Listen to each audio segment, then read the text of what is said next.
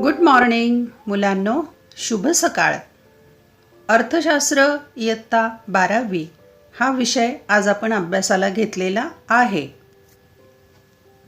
आणि प्रकरण क्रमांक 8 भारतातील सार्वजनिक वित्त व्यवहार.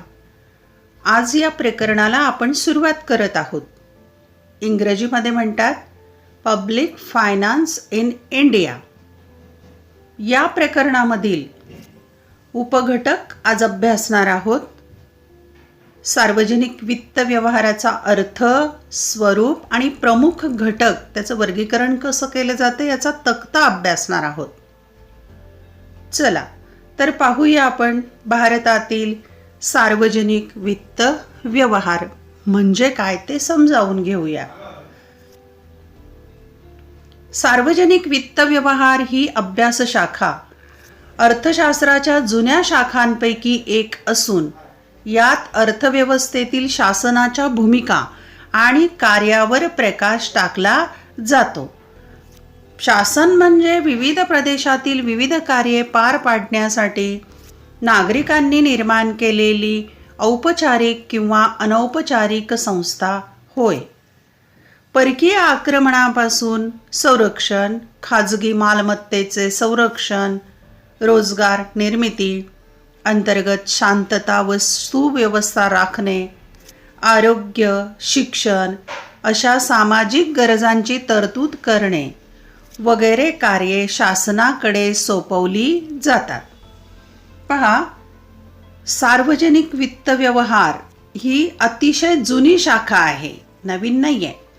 आणि यामध्ये काय केलेलं आहे तर शासन म्हणजे सरकारची भूमिका काय आहे आणि कार्य काय आहे यावर प्रकाश टाकला जातो. तसेच शासन म्हणजे काय आहे तर विशिष्ट प्रदेशातील विविध कार्ये पार पाडण्यासाठी नागरिकांनी निर्माण केलेली औपचारिक आणि अनौपचारिक संस्था होय. हे महत्त्वाचं. आणि हे संस्था किंवा सरकार काय काम करत आहे तर परकीय आक्रमणापासून संरक्षण, खाजगी मालमत्तेचं संरक्षण, रोजगाराची निर्मिती आणि अंतर्गत शांतता व सुव्यवस्था राखणे, तसेच आरोग्य आणि शिक्षण असे सामाजिक गरजासुद्धा पूर्ण करत असते. अशा प्रकारे शासन म्हणजे विशिष्ट प्रदेशातील विविध कार्ये पार पाडण्यासाठी नागरिकांनी निर्माण केलेली औपचारिक आणि अनौपचारिक संस्था होय. पाहूया आता आपण या संस्थेच्या कार्याचं वर्गीकरण कसं करता येतं. या कार्याचे वर्गीकरण असे करता येते. पाहूया आपण. 1. सक्तीची कार्ये. सक्तीची म्हणजे जबरदस्तीची, की ही कामं करावीच लागतात. परकीय आक्रमणापासून संरक्षण, हे तर करावंच लागतं सरकारला. अंतर्गत कायदा व सुव्यवस्था राखणे इत्यादी शासनाची सक्तीची कार्ये आहेत. म्हणजे सरकारला संरक्षण आणि अंतर्गत कायदा सुव्यवस्था ही कामं सक्तीची आहेत, करावीच लागतात. त्याप्रमाणे आणखीही काही कार्य आहेत, ती लक्षात ठेवा.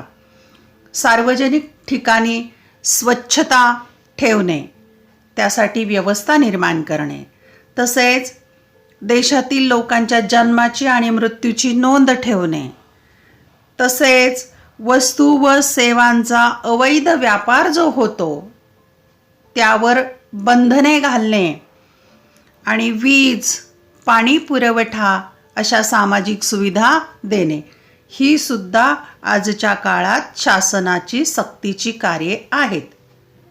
दुसरा प्रकार पाहू.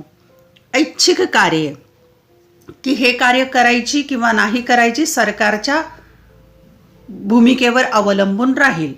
शिक्षण व आरोग्य सेवांची तरतूद, निवृत्ती वेतन आणि कल्याणकारी सामाजिक सुरक्षा, उपाययोजनांची तरतूद इत्यादी ही शासनाची ऐच्छिक कार्ये आहेत. म्हणजे ही करायची किंवा नाही करायची ते सरकार ठरवणार. यात आणखी काही कार्य आपण ॲड करूया. सार्वजनिक बाग बगीचे व मैदाने यांची निर्मिती करणे, देखभाल करणे, तसेच दूरदर्शनवर लोकांच्या मनोरंजनासाठी कार्यक्रम प्रसारित करणे, तसेच अवकाश संशोधन व अवकाशात उपग्रह सोडणे, आवश्यक तेथे शिष्यवृत्ती देणे अशी सुद्धा शासनाची ऐच्छिक कार्ये आहेत. पहा, शासनाची सक्तीची कार्ये परकीय आक्रमणापासून संरक्षण आणि अंतर्गत कायदा व सुव्यवस्था राखणे. आणि ऐच्छिक कार्यामध्ये शिक्षण, आरोग्य सेवांची तरतूद, निवृत्ती वेतन, इतर कल्याणकारी सामाजिक सुरक्षा योजना, उपाययोजना करणे ही कार्य आहेत. आणि यातही आणखी मी सांगितलेली ॲड करू शकता. आता आपण सार्वजनिक वित्त आणि व्यवहाराचा अर्थ समजावून घेऊ आणि त्याचं स्वरूप काय आहे हे पण पाहूया. वर उल्लेख केलेली कार्ये पुरेशा प्रमाणात आणि कार्यक्षमतेने पार पाडण्यासाठी कोणत्याही शासनाला विविध मार्गांनी मिळणाऱ्या निधीची आवश्यकता असते. निधी म्हणजे पैसा. कार्य पार पाडण्यासाठी सरकारला, शासनाला पैसा आवश्यक असतो, निधी आवश्यक असतो. सार्वजनिक वित्त व्यवहार ही संकल्पना सार्वजनिक आणि वित्त व्यवहार या दोन शब्दांचे मिश्रण आहे. सार्वजनिक हे समुच्चित नाव एखाद्या प्रशासकीय भूभागात राहणाऱ्या व्यक्ती समूहासाठी संबोधले जाते. वित्त व्यवहार म्हणजे सोप्या शब्दात उत्पन्न आणि खर्च होय. अशा प्रकारे सार्वजनिक वित्त व्यवहार म्हणजे केंद्र, राज्य व स्थानिक शासनाच्या उत्पन्न आणि खर्चाच्या तत्वांचा अभ्यास होय. हा अभ्यास अर्थशास्त्रातील सार्वजनिक वित्त व्यवहार या शाखेत केला जातो. पहा, आता ही जर कार्य आहेत तर ती कार्यक्षमतेने पार पाडायची आहेत. त्यासाठी काय पाहिजे? सरकारला निधी पाहिजे, पैसा आवश्यक आहे. आणि सार्वजनिक वित्त व्यवहार ही संकल्पना दोन शब्दांचं मिश्रण आहे. कोणतं? एक सार्वजनिक आणि दोन वित्त व्यवहार. सार्वजनिक हे समुच्चित म्हणजे एकत्रित नाव जे आहे ते कशासाठी आहे? तर एखाद्या प्रशासकीय भूभागात राहणाऱ्या व्यक्ती समूहासाठी संबोधले जाते. उदाहरणार्थ, भारत देशात राहणाऱ्या सर्व लोकांना ही संज्ञा लागू होईल, सार्वजनिक. आणि वित्त व्यवहार म्हणजे काय? तर उत्पन्न आणि खर्च होय. वित्त याला अर्थ असंही म्हणतात. म्हणजे उत्पन्न आणि खर्चाचा विचार, वित्त व्यवहार. आणि म्हणूनच सार्वजनिक वित्त व्यवहार म्हणजे काय? तर केंद्र, राज्य आणि स्थानिक शासन यांच्या उत्पन्न आणि खर्चाच्या तत्वाचा अभ्यास करायचा. त्याला म्हणायचं सार्वजनिक वित्त व्यवहार. पाहूया आपण आता सार्वजनिक वित्त व्यवहाराच्या व्याख्या पाहूया.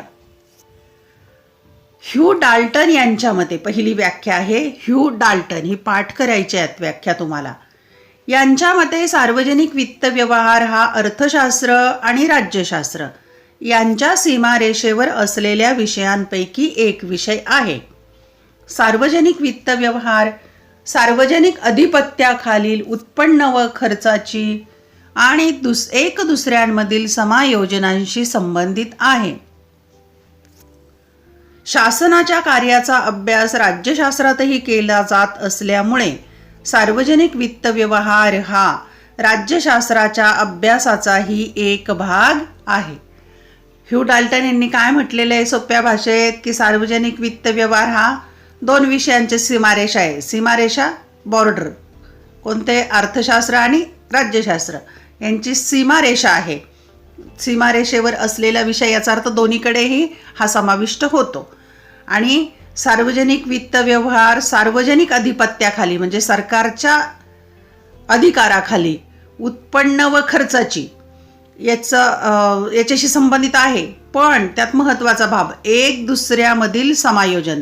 समायोजन म्हणजे ॲडजस्टमेंट, एकमेकांशी संबंधित आहे. तसेच शासनाच्या कार्याचा अभ्यास राज्यशास्त्रातही केला जातो. त्यामुळे राज्यशास्त्राच्या अभ्यासाचा हा एक भाग आहे. दुसरी व्याख्या आपण पाहूया.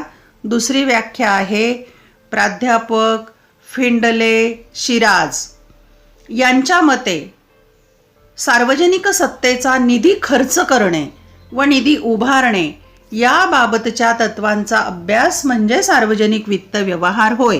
ही व्याख्या पहा किती सोपी केलेली आहे.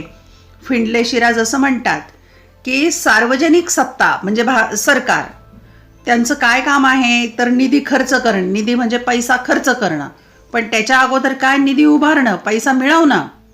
या तत्वांचा अभ्यास आपल्याला कुठे करायचा आहे तर सार्वजनिक वित्त व्यवहारामध्ये. सोपी व्याख्या आहे ही, पाठ करा तुम्ही. आता आपण पाहूया सार्वजनिक वित्त व्यवहार आणि खाजगी वित्त व्यवहार यातील फरक. पहा, कोणत्याही देशामध्ये अर्थव्यवहार हे दोन प्रकारचे चालतात, एक तर खाजगी आणि दुसरे सार्वजनिक. खाजगी म्हणजे वैयक्तिक एखाद्या व्यक्तीच्या मालकीचे, आणि सार्वजनिक याचा अर्थ सरकारच्या मालकीचे. आता पाहूया आपण, मोठा रकाना आहे, तक्ता आहे, तो समजावून घेऊया. नंबर दिलेले आहे पहिल्या रकान्यात. दुसऱ्या रकान्यात फरकाचे मुद्दे दिलेत, म्हणजे कोणत्या मुद्द्यानुसार फरक स्पष्ट करायचा. कशातला तर सार्वजनिक वित्त व्यवहारामधला आणि खाजगी वित्त व्यवहारामधला. पहिला मुद्दा आहे उद्दिष्ट. उद्दिष्ट सार्वजनिक वित्त व्यवहारामध्ये काय आहे तर अतिशय महत्त्वाचं, समाजाला महत्तम लाभ मिळवून देणे. सरकार समाजासाठी कल्याणकारी योजना राबवतं, समाजाच्या भल्यासाठी काम करतं, म्हणून समाजाला महत्तम लाभ मिळवून देणे. मग खाजगी व्यक्तीचं काय उद्दिष्ट राहणार आहे तर स्वहिताची पूर्तता करणे. उदाहरणार्थ खाजगी उद्योजक आहेत टाटा, बिर्ला, अंबानी. समाजहितापेक्षा त्यांचं लक्ष स्वहिताकडे असणार आहे, म्हणून उद्दिष्ट काय आहे, स्वहिताची पूर्तता करणे. दुसरा फरकाचा मुद्दा घेतलेला आहे खर्चाचे निर्धारण. निर्धारण म्हणजे ठरवणे, खर्च कसा ठरवायचा किंवा कुठे खर्च करायचा त्याबाबत. शासन सर्वप्रथम आपल्या खर्चाची पातळी आणि खर्चाचे भिन्न भिन्न मार्ग निश्चित करते. सरकार अगोदर आपला खर्च किती आहे आणि तो कोणकोणत्या मार्गाने खर्च करायचा हे निश्चित करते. आणि व्यक्ती काय करते तर व्यक्ती आपले वैयक्तिक उत्पन्न विचारात घेते आणि मग खर्चाचे मार्ग निश्चित करते. आपलं उत्पन्न किती आहे आणि मग त्यानुसार खर्च कसा करायचा ते ती ठरवते. तिसरा फरकाचा मुद्दा आहे पतस्थिती. पत म्हणजे क्रेडिट, समाजामध्ये अर्थव्यवस्थेमध्ये असणारं क्रेडिट. शासनाची बाजारपेठेतील पत मोठ्या प्रमाणावर असते सरकारची, म्हणूनच सरकार वेगवेगळ्या प्रकारचे कर्ज उभारू शकते परदेशात सुद्धा. आणि खाजगी व्यक्तीची मात्र क्रेडिट किंवा पत मर्यादित असते, इथे मर्यादित असते आणि इथे जास्त असते. चौथा फरकाचा मुद्दा चलन छापण्याचा अधिकार. भारतीय रिझर्व्ह बँकेद्वारे चलन छपाई केली जाते. RBI, reserve bank of India, ही भारताची मध्यवर्ती बँक आहे, ती चलन छपाई करते.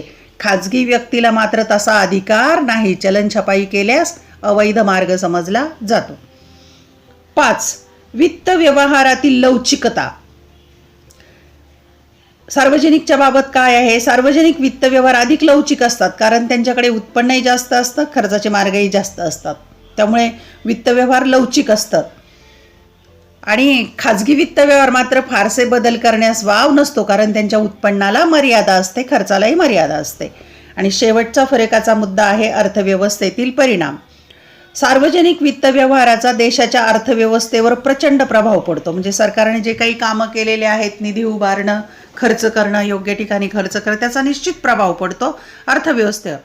पण खाजगी व्यक्तीच्या व्यवहाराचा अर्थव्यवस्थेवर परिणाम होऊ शकत नाही किंवा नगण्य, अगदी न मोजत्या येण्या इतका, काही मोजायची गरज नाही, इतका किरकोळ बदल होतो.